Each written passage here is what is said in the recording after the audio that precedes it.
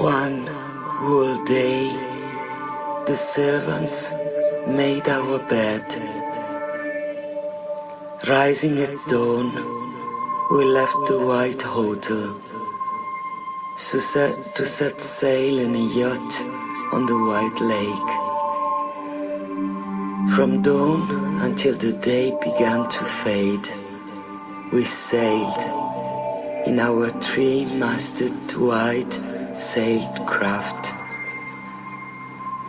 Beneath our rug, your son's right hand was jammed up to the wrist inside me, laced in skin.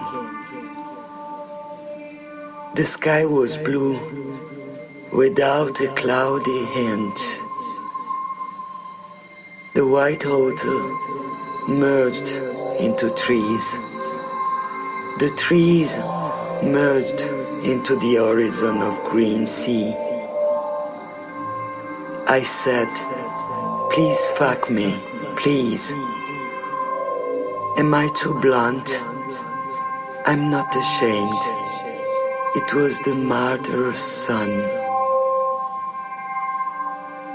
But there was nowhere in the ship to lie, for everywhere there were people drinking wine and gnawing chicken breasts.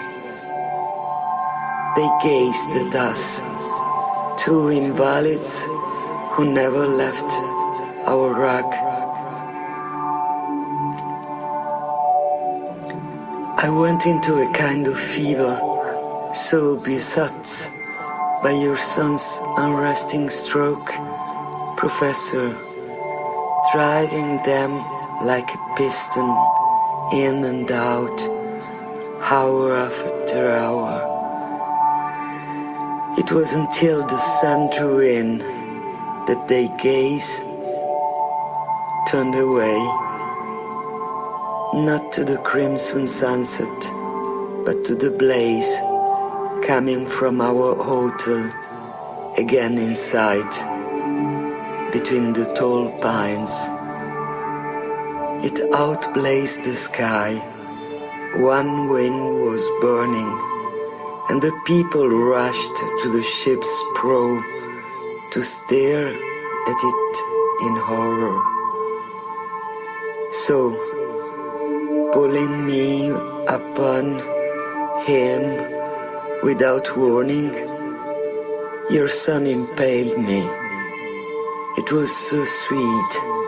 I screamed, but no one heard me from the other screams, as body after body fell or leapt from upper stories on the White Hotel. I jerked and jerked until his prick released its cool soft flood.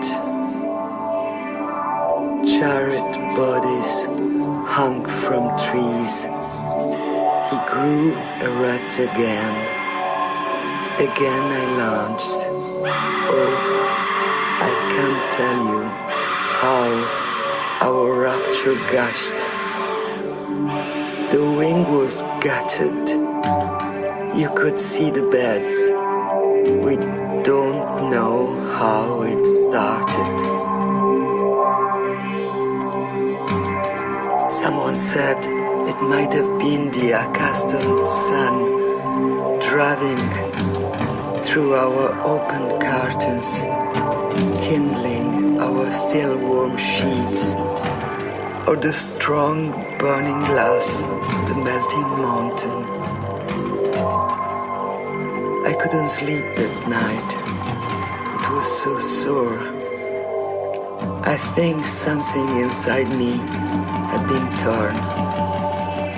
Your son was tender to me, deep in me, all night, but without moving.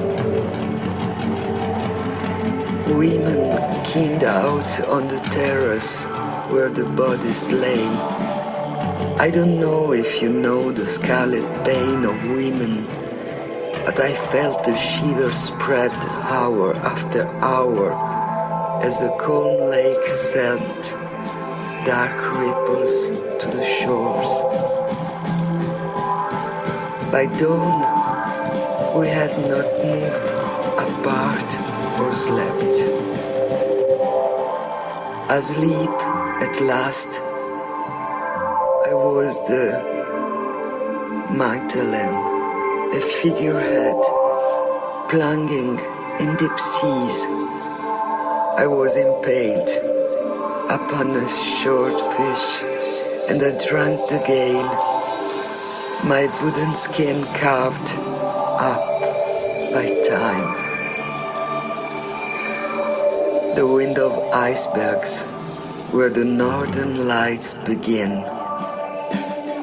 The ice was soft at first, a whale who moaned, a lullaby to my corset, the thin bones. I couldn't tell the wind from the lament of whales, the hum of white bergs without end. Then gradually it was the ice itself cut into me, for we were an icebreaker. A breast was sheared away. I felt forsaken. I gave birth to a wooden embryo.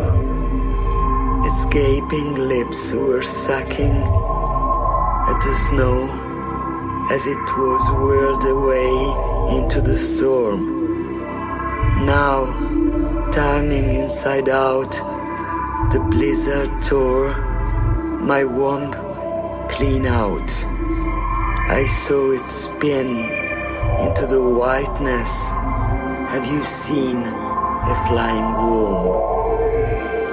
You can't imagine the relief it was to wake and find the sun already hot, stroking the furniture with a serene light, and your son watching me tenderly. I was so happy. Both my breasts were there. I leaped out to the balcony. The air was balmy, with the scent of leaves and pines. I leaned upon the rail. He came behind and rammed up into me.